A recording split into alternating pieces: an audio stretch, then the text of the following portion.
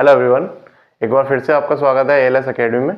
तो जैसा कि हमारा जो सिंधु घाटी सभ्यता का लेक्चर ये चल रहा है, इसमें हमने कल देखा था कि हड़प्पा जो नगर है उसके बारे में कुछ बात की थी। तो उसके कुछ अवशेष बचे थे, मतलब वहाँ से मिलने वाली कुछ चीज़ें थी जो उसमें रह गई थी। तो वो मैंने यहाँ लिखी हुई है, आप नोट डाउन कर सकते हैं। जैसे कि आप देख सकते हैं कि हड़प्पा के प्रमुख अवशेष, मतलब कुछ अवशेष जो कल बच गए थे, उसमें आप इंक्लूड कर सकते हैं गरुड़ चित्रित मुद्रा, यानी ये गरुड़ की चित्रित मुद्रा वहां से मिलती है। कहाँ से? हड़प्पा से। उसके अलावा 16 भट्टियां हैं, ये 16 भट्टियां। तो देखिए ये जो क्वेश्चन आते हैं ना, ये मैचिंग में आ जाते हैं कभी कभी, कि आपको एक तरफ लिख देगा हड़प्पा, मोहनजोदड़ो, लोथल, कालीबंगा, और उसके सामने ये लिख देगा कि अवशेष कौन कौन से हैं। तो वहाँ ये चीज़ें थोड़ी हैंडल करनी पड़ती है।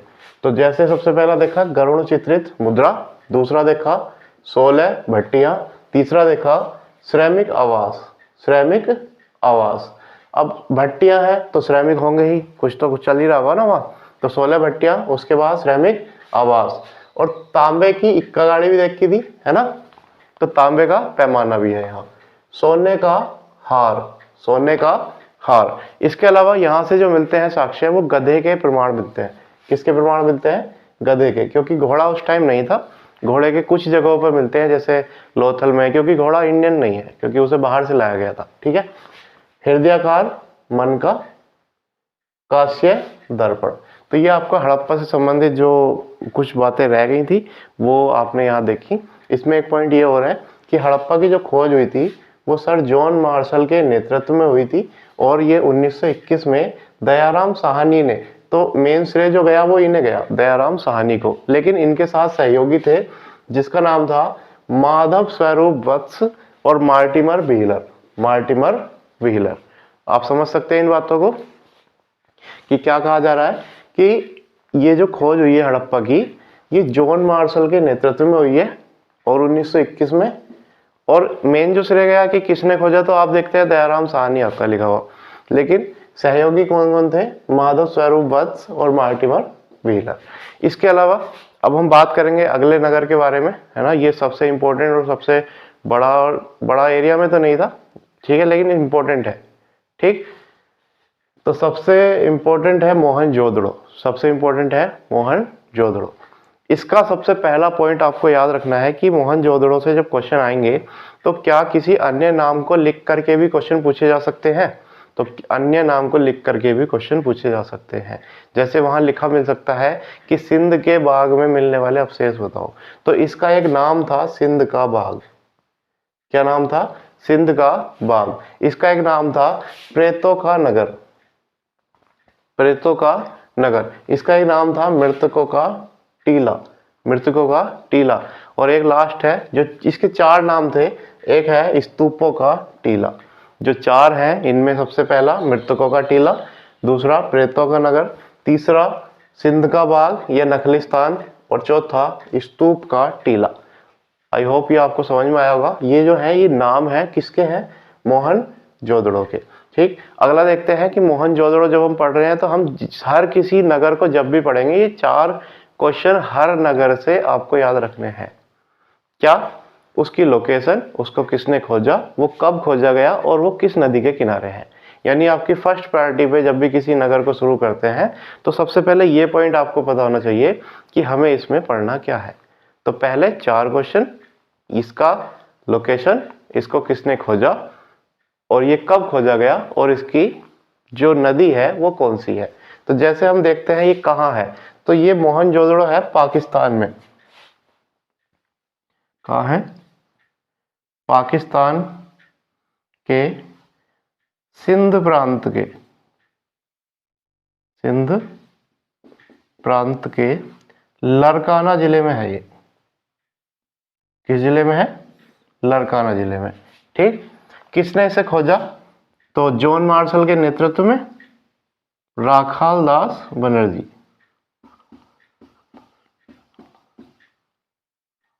बनर्जी। और ये कब खोजा गया? तो ये खोजा गया था 1922 यानी 1922 को। अब इसकी नदी है ना, कि कौन सी नदी पर ये है, तो इसकी नदी है सिंधु नदी। कौन सी नदी है? सिंधु। और सिंधु के कौन से तट पर है ये? ये दाएं तट पर है। ठीक है, तो देख लेते हैं मोहनजोदड़ो से मिलने वाले जो अवशेष हैं। जैसा कि आप देख सकते हैं कि मोहनजोदड़ो से जो मिलने वाले अवशेष हैं, अब देखिए इस तरीके से बहुत सारे अवशेष आपको याद करने पड़ेंगे। अब मैं आपको बता दूं कि आप अगर इन 4 नगर के अवशेष याद कर लेते हैं तो आपको बहुत इजीली बाकी चीज़ों को हैंडल करने में कोई मतलब परेशानी नहीं आएगी। तो आप समझिए कि अगर आप मोहनजोदड़ो, हड़प्पा, लोथल और कालीबंगा, इन 4 के अगर आप याद कर लेते हैं तो बाकी को आप एलिमिनेट कर सकते हैं। ठीक है, तो आपको मैं कहता हूँ कि जैसे कोई पूछता है कि क्या है जो सबसे ज़रूरी है, तो मैं कहता हूँ कि मोहनजोदड़ो के अवशेष सबसे ज़्यादा इम्पोर्टेंट है। ठीक है, तो मोहनजोदड़ो को आप फर्स्ट पर रखिएगा, उसके बाद हड़प्पा, फिर लोथल, फिर कालीबंगा, और बाकी भी आप ऐसा नहीं कि छोड़ दीजिए, लेकिन इनको आप हर हालत में याद करिएगा। ठीक है, तो जैसे आप देख सकते हैं मोहनजोदड़ो, तो इन सभी के जो नगर विन्यास होते थे उसमें क्या होता था कि एक पश्चिमी टीला होता था और एक पूर्वी टीला होता था। तो अधिकतर के जो पश्चिमी टीला है वो दुर्गीकृत होता था, यानी वो बाउंड्री से घिरा होता था, और जो पूर्वी टीला है वो बाउंड्री से घिरा नहीं होता था। ये माना जाता है कि पूर्वी टीले पर आम लोग और पश्चिमी टीले पर जो प्रशासन के लोग थे या जो बड़े लोग थे वो रहते थे। ठीक है, तो हम देखेंगे पश्चिमी टीला। पश्चिमी टीले से मिलने वाले जो आप यहाँ के अवशेष हैं, जैसे कि यहाँ क्या मिल सकता है। अब देखिए, सभा अगर हो सकती है तो वो पुरोहित लोग या प्रशासन लोग वाले सभा भवन का यूज कर रहे होंगे, है ना। तो सभा भवन का प्रयोग कहाँ हो रहा था? पश्चिमी टीले पर, और किसके? मोहनजोदड़ो के। तो सभा भवन कहाँ से मिला? तो सभा भवन मिलता है मोहनजोदड़ो के कहाँ से? पश्चिमी टीले से। पुरोहित, ये प्रशासन के अधिकारी होते थे, पुरोहित, है ना, इनका आवास। महाविद्यालय, अब यूनिवर्सिटी अगर बनी हुई होगी, है ना, तो ये देखिए मैं अब आपको बता देता हूँ कि ये आपका बहुत ही इंपॉर्टेंट है। ये क्वेश्चन पूछा गया है कि महाविद्यालय के साक्ष्य कहाँ से मिले हैं। तो महाविद्यालय के साक्ष्य कहाँ से मिले हैं? मोहनजोदड़ो से।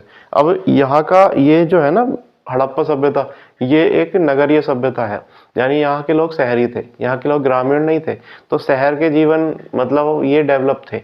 ठीक है, और इनके घर जो बने हुए थे वो कुछ इस तरीके से थे कि हर घर में कुआं था, इन्हें पानी लेने बाहर नहीं जाना पड़ता था, और हर घर में स्विमिंग पूल था, यानी स्नानागार। स्विमिंग पूल हिंदी में स्नानागार। ठीक है, और हर घर में कितने कमरे थे? 4 कमरे थे। ठीक है, इसके अलावा एक जल भरा जाता था बहुत बड़े स्विमिंग पूल में, जिसे कहा गया बृहद स्नानागार, और ऐसा माना जाता है कि ये इसमें पवित्र जल भरा जाता था और पूजा पाठ की जाती थी। ठीक है, तो बृहद स्नानागार के साक्ष्य कहाँ से मिले? मोहनजोदड़ो से। पहला मैंने आपको बताया कि इंपॉर्टेंट है महाविद्यालय के साक्ष्य। दूसरा मैं आपको बता देता हूँ, सबसे ज्यादा पूछा गया है बृहद स्नानागार। क्या पूछा गया है? बृहद स्नानागार। यहाँ क्या होता था कि चारों तरफ ना इसके कमरे बने होते थे, बृहद स्नानागार बीच में यानी स्विमिंग पूल बीच में, और इसके ऊपर की तरफ चारों ओर यानी कपड़े बदलने के लिए या फिर वहां तैयार होने के लिए या पूजा पाठ के लिए, यानी ये 16 कमरों का एक बैरक बना हुआ था। ठीक है, यानी इतना वेल था ये, मैं आपको दिखा दूंगा स्क्रीन पर कि ये 16 कमरे इसके चारों ओर बने हुए थे, 16 कमरों का बैरक था। इसमें जो सीढ़ियां होती थी केवल उत्तर और दक्षिण में होती थी, यानी पूर्व और पश्चिम से आप नहीं उतर सकते, इसमें उत्तर और दक्षिण से ही आप इसके अंदर एंटर कर सकते थे।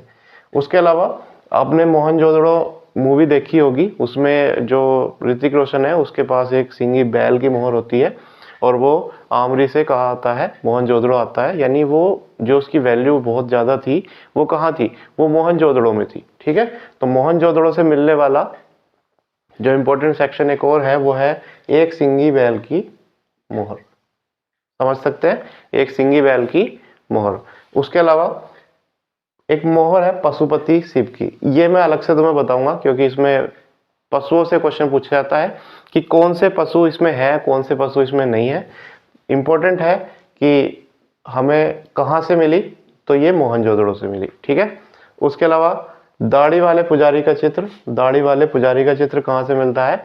मोहनजोदड़ो से। तो हमने देखा सभा भवन, पुरोहितों का वास, महाविद्यालय के साक्ष्य, हर घर में कुआं, स्नानागार, 4 कमरे, बृहद स्नानागार और उसके ऊपर 16 कमरों की बैरक, सीढ़ियाँ उत्तर और दक्षिण में, एक सिंगी बैल की मोहर, पशुपति यानी आदि शिव। तो कहते हैं ना सबसे पुराना धर्म कौन सा है, तो शैव धर्म माना जाता है। और वो क्यों, क्योंकि ये हड़प्पा सभ्यता के टाइम में आदि शिव की मोहर मिल रही थी। दाढ़ी वाला पुजारी, दाढ़ी वाला पुजारी का चित्र कहाँ से मिला, मोहनजोदड़ो के पश्चिमी भाग से। ठीक है, आगे चलते हैं, देखते हैं कांसे की नर्तकी की मूर्ति। अगर आपने कहीं भी कोई क्वेश्चन या एग्जाम दिया होगा तो आपने ये क्वेश्चन तो जरूर पढ़ा होगा कि कांसे की नर्तकी की मूर्ति कहाँ मिलती है। तो कांसे की नर्तकी की मूर्ति मिलती कहाँ है, मोहनजोदड़ो में मिलती है, लेकिन पूर्वी भाग पे। और किसकी बनी हुई है ये, कांसे की। किसकी है, कांसे की। ठीक है, सूती कपड़ा जो था उस टाइम पे पूछा जाता है ना कि कैसा कपड़ा था, तो सूती कपड़ा था। और एक क्वेश्चन ये आया था कि ये जो मूर्ति बनी थी कांसे की नर्तकी की मूर्ति, ये किस पद्धति से बनी थी, तो ये मोम के द्वारा बनाई गई थी। किसके द्वारा, मोम का प्रयोग करके इसको बनाया जाता था, मोम का। ठीक है, समझते हैं ना मोम का, तो मोम का साँचा बनाते थे, उसमें रखते थे और उससे ये बना लेते थे। ठीक है, उसके अलावा 1200 से अधिक सैलखड़ी की मूर्ति। सैलखड़ी एक पत्थर होता है, उसकी मुहर बनी हुई, मूर्ति नहीं सॉरी, ये क्या है, मुहर है। चांदी की अंगूठी, तो देखिए हड़प्पा से मिला सोने का हार और मोहनजोदड़ो से मिला है चांदी की अंगूठी। चांदी की डिब्बी में एक लाल कपड़ा। और इसके आगे अगर हम बात करें तो चमकते हुए बंदर का चित्र। चमकते हुए किसका चित्र, बंदर का। ठीक है, यानी जैसे ही एंटर करते हैं तो वहां वो बंदर लगा हुआ है और वो बहुत चमकता है। तो चमकते हुए बंदर का चित्र कहाँ, मोहनजोदड़ो में। सीप का पैमाना, जैसे उसमें तांबे का पैमाना था, यहाँ किसका है, सीप का पैमाना। और पत्थर की योगी की मूर्ति। तो मैं आपसे यही कहना चाहूंगा कि आप अगर इतने साक्ष्यों को याद कर लेते हैं तो मैं 100% तो नहीं, लेकिन 99.9% कह सकता हूँ कि इससे बाहर चीजें नहीं जाएंगी।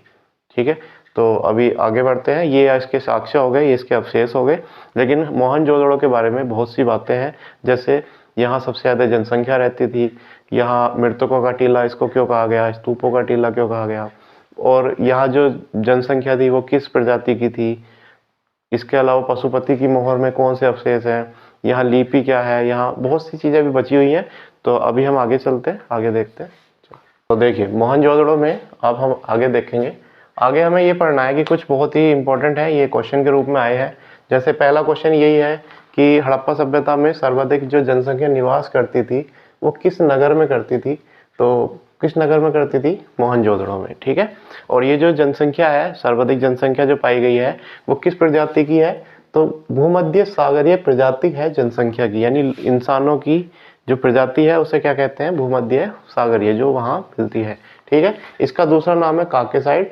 तो भूमध्य सागरीय प्रजाति का दूसरा नाम क्या है, काकेसाइड। ठीक है, उसके अलावा हम देखते हैं कि कुछ कथन है, जैसे स्टुअर्ट पिगट ने क्या कह दिया, जॉन मार्शल ने क्या कह दिया। तो स्टुअर्ट पिगट ने क्या कहा कि हड़प्पा और मोहनजोदड़ो ऐसा लगता है जैसे ये जुड़वा राजधानी हो। कैसे है, जुड़वा राजधानी। तो जुड़वा राजधानी किसने कहा, स्टुअर्ट पिगट ने। ठीक है, ये क्वेश्चन आया है कि मोहनजोदड़ो और हड़प्पा को जुड़वा राजधानी किसने कहा, तो किसने कहा, स्टुअर्ट पिगट ने।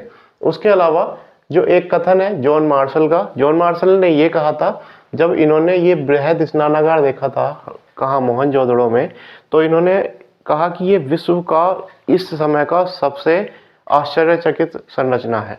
ठीक है, तो इन्होंने क्या कहा, तत्कालीन विश्व का आश्चर्य, तत्कालीन विश्व का आश्चर्य। ठीक है, उसके अलावा बात करते हैं, देखिए क्वेश्चन आता है कि पशुपति की जो मोहर है उसमें किस पशु का वर्णन नहीं है।